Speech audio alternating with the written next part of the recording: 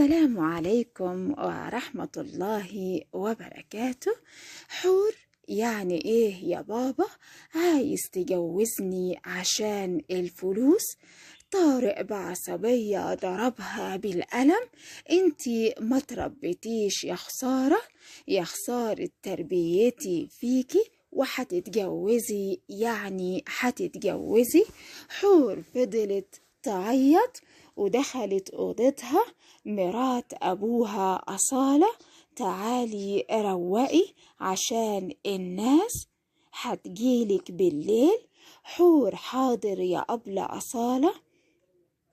أصالة خرجت من أوضة حور.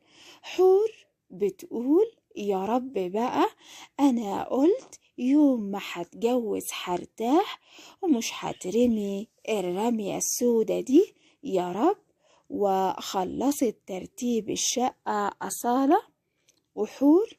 وأصالة بتقول لحور ادخلي عشان شوية والناس هتيجي ومش عايزة منك أي غلط يا حور.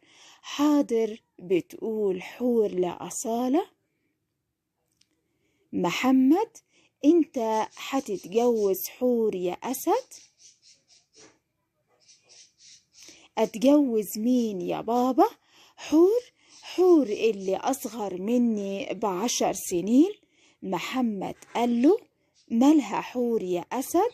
مش كل حاجة بالسن. أسد أنا مش موافق يا بابا، ولو دي آخر واحدة في العالم مش هتجوزها، ده كفاية أبوها. محمد احترم نفسك يا أسد وخليك فاكر إنه أبوها يبقى عمك. أسد بعصبية وأنا مش هاخدها يا بابا. بتدخل أم أسد ليلى. يا ابني البت غلبانة وطيبة، ومن ساعة ما أمها ماتت وهي متبهدلة. شوفها هتعجبك، انت ما شفتهاش من هي وعمرها 10 سنين. أسد بقول لكم لا لا لا بقى، مش كده، هي عشان غلبانة أتجوزها. محمد قال له آخر كلام عندي يا ابن ليلى، لو ما تجوزتش بنت عمك لن تبني ولا أنا أعرفك. أسد انت بتلوي دراعي يا بابا. محمد باين عشتنا في مصر نسيتك، احنا أصلنا ايه؟ احنا صعيدة.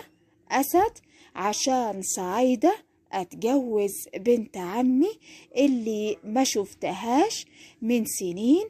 ليلى يا حبيبي هتشوفها.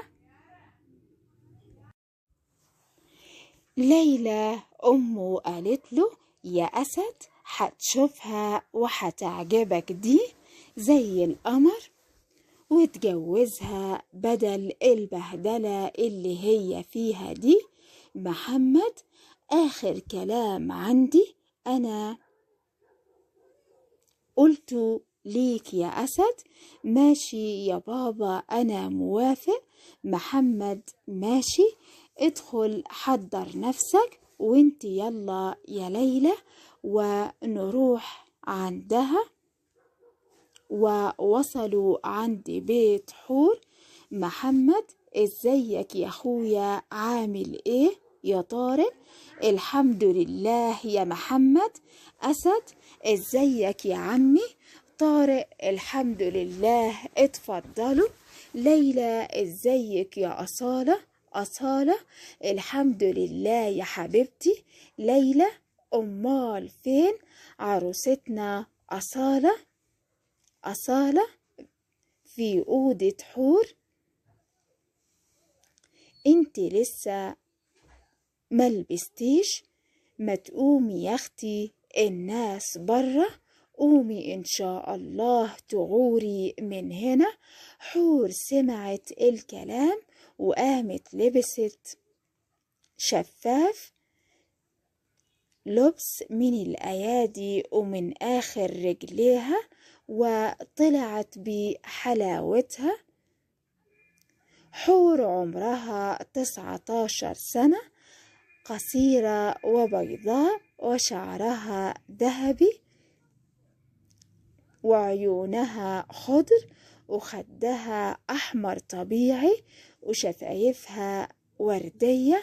أسد 30 سنة، طويل وعريض، هو اسم على مسمى، شعره أسود وعيونه بنية وغامقة، بيتميز بشخصيته الصعبة جدا وجسمه المتقسم.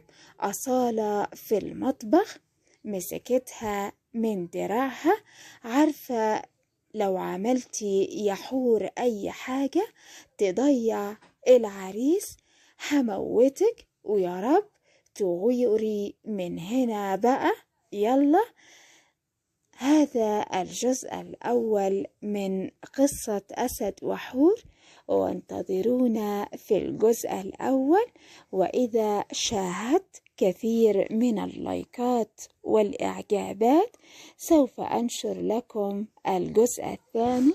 تحياتي للجميع، وأتمنى الاشتراك بالقناة وتفعيل زر الجرس ليصلكم كل جديد.